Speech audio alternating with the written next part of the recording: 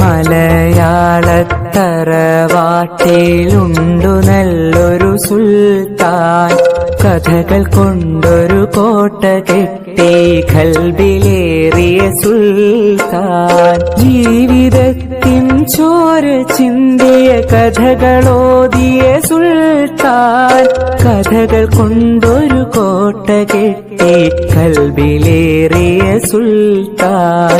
മലയാളത്തറവാട്ടിലുണ്ടു നല്ലൊരു സുൽത്താൻ, കഥകൾ കൊണ്ടൊരു കോട്ട കെട്ടി ഖൽബിലേറിയ സുൽത്താൻ.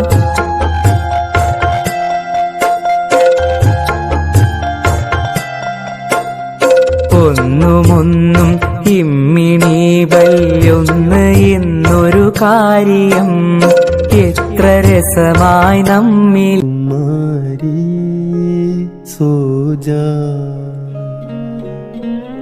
സോജാ രാജകുമാരി സോജാ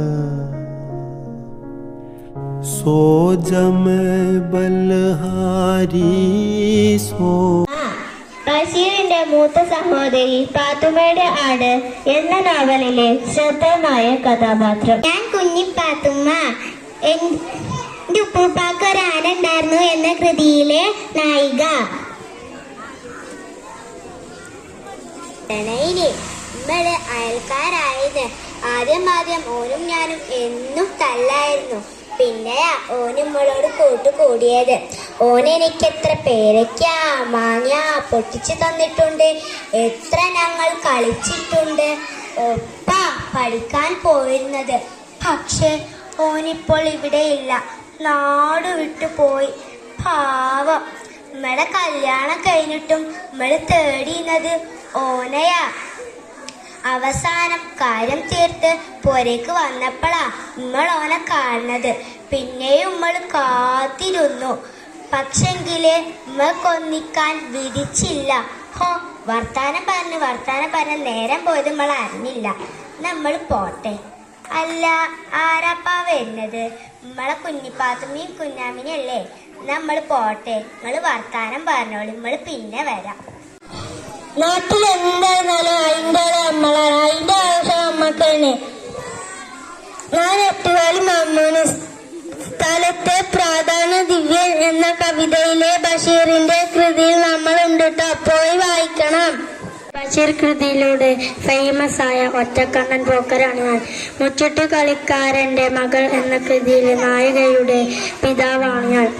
മുച്ചിട്ട് കളിയിൽ തോറ്റ എനിക്ക് ഒരു വഴിയുമില്ലാതെ മകളെ മണ്ടൻ മുത്തപ്പക്ക് കെട്ടിച്ചു കൊടുക്കേണ്ടി വന്നു. കൂട്ടുകാരെ, നിങ്ങൾ എന്റെ കഥ വായിക്കണേ.